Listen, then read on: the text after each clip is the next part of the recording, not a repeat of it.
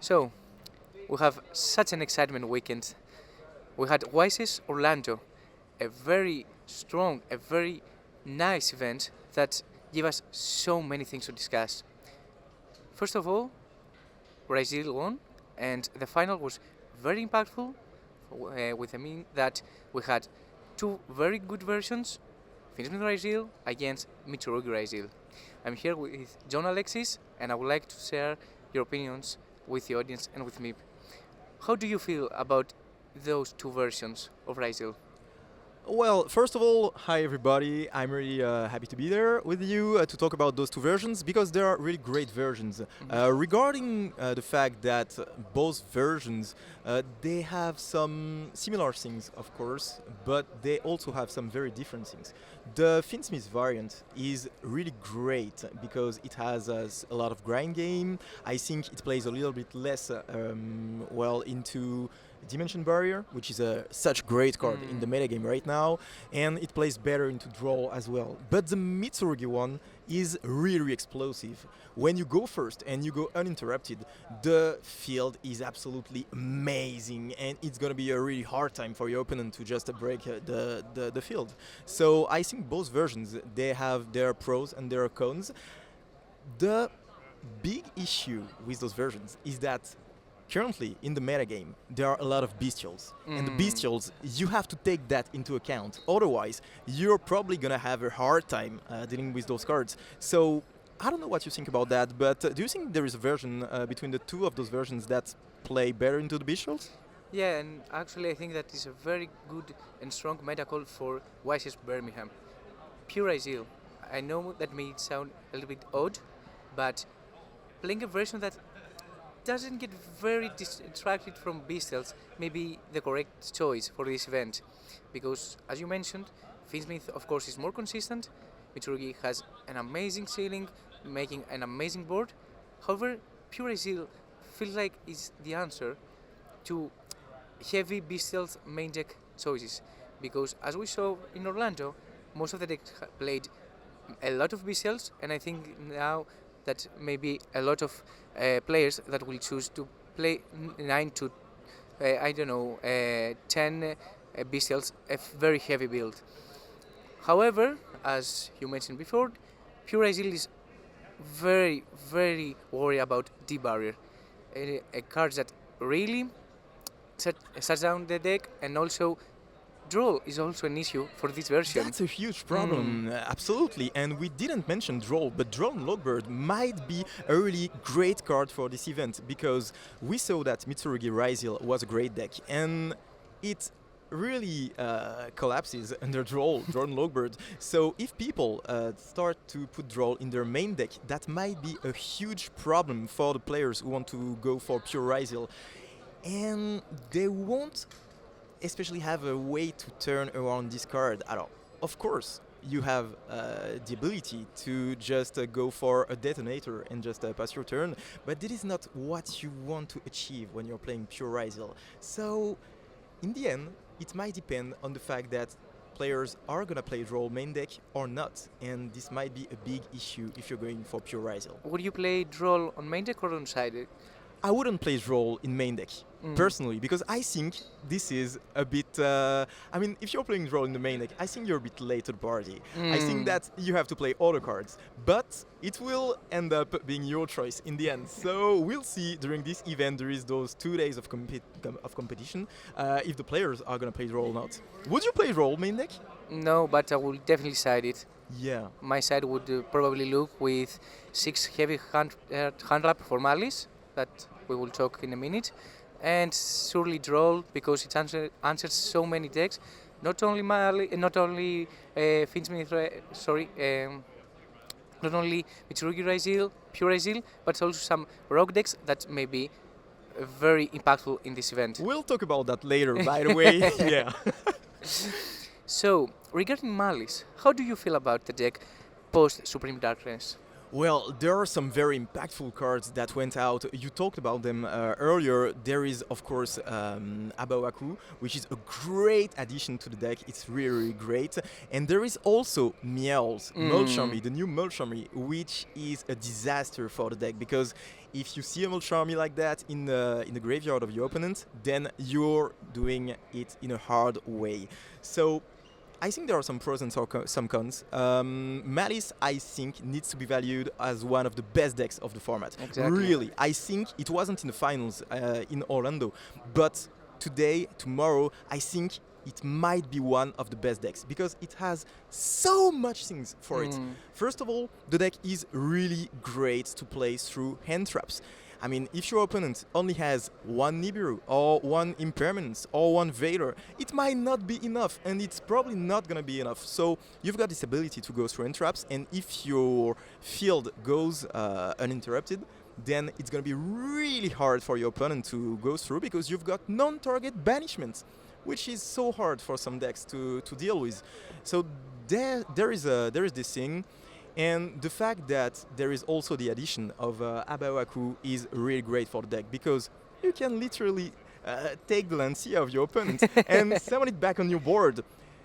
Speaking of Lancia, I think this is one of the big cons of the deck, of course, because Lancia is a huge problem.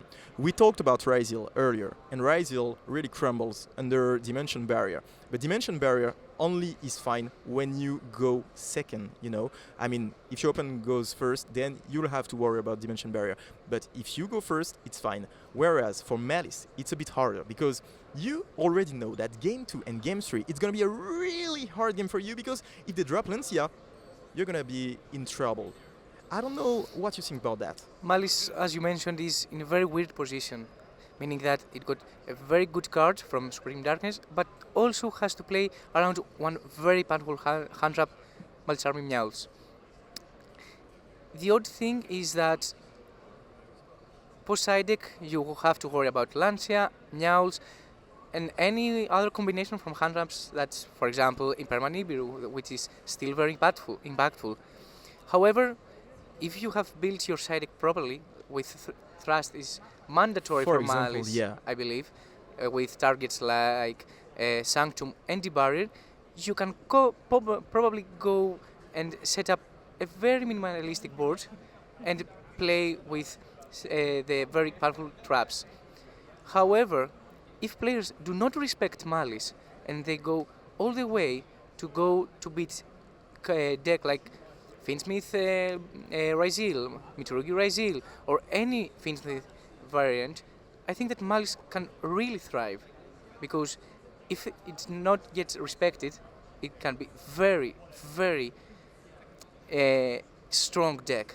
Yeah, I totally agree with you, and I think that just behind Ryzeal, we can put Malice right there because it's such a strong deck, and I think a lot of players will just choose to go Malice because overall it's a really appreciated deck among the players. So we might see a lot of Malice.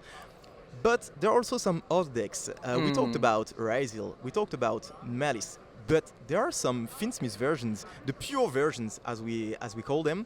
There is some, of course, bestial Finsmith, which is kind of good. It's in a weird spot because there are a lot of bestials and Finsmiths, they have some problems dealing with the bestials. But I think it might still be a good deck for this event. What do you think about it? Obviously, I think one of the things that you have to worry is, of course, bestials, since, as we mentioned before, most of the players will probably play a very heavy bestial build. However, there are some options that you can counter them.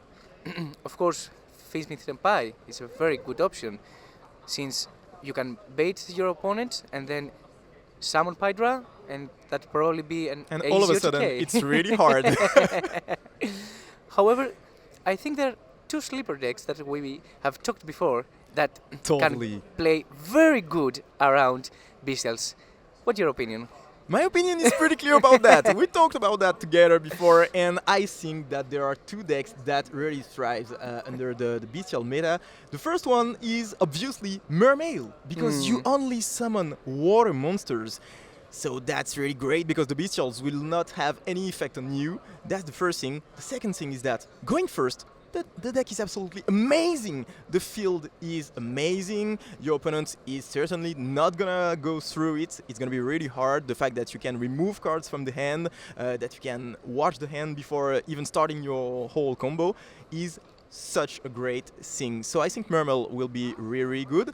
Of course, it has some downs because Obviously. it's really bad against Shifter. Shifter is such a problem for the deck because you cannot do a lot under it, and it has some problems against Droll and Logbird, which we talked about earlier. It can play under Droll because you've got some cards like Coilacant, which can just summon from deck, and all of a sudden you just face 5 monsters on the field of your opponent. But it still has some problems, and we also have the problem of the Mulch armies. The Fuvalos, especially, is really good against and the deck. Purulia. Yeah, and Purulia might be a good one against the deck. But I think that overall, Mermail is a really, really good deck in the meta game, and I think it needs to be valued as one of the best contenders of the meta game, especially because a lot of people will not know what the cards do. And this is a huge advantage going into a tournament like this one, like the YCS. I mean, Europe has shown many times that you should not take anything for granted, and there are a lot of sleeper decks, plans. Remember Lochi. That may take it all the way. So, I think at the end, it's all about what you will try to predict your opponent will probably play. For example, if you're expecting a lot of bestials, of course, Mermail is a very good call. Or if your opponent expects to adapt and play Droll, even on the main deck, it feels quite odd to choose Mermail or any deck that is similar to it. Crystron. We didn't talk about Crystron, but Crystron had some great additions during the last extension in Suda. And this deck is absolutely amazing. I tried it, and I can tell that you can do a lot of things. A lot of players won't even know what the cards do, of course, because they are not used to see Crystron in the meta game. But as Mermail, you've got a lot of water monsters, which is great against the bestials. As Mermail, you've got a lot of effects in the graveyard, and you can just take advantage of that. So I think that Crystron might be a great deck if you want to avoid the bestials. And as you just said, in the end, it's going to be what you expect from your opponents from the tournament. It's going to be your call. It's going to be your choice to turn around this thing or the other. I mean, at the end of the day, this is one of the best things, in my opinion, of Yu-Gi-Oh! Trying to predict what your opponents will play and adapt to the current meta state. And I think it really shows the technical skills and the building skills of each player. Totally. I mean, I'm pretty sure that we will have an amazing weekend and we will see so many surprises and changes. Different strategies. Yeah. So, Jan, thank you for being here. It was an amazing, meta discussion, and I was very happy to share this moment with you. It was my pleasure. Thank you. Thank you, everyone. And Ned, back to you.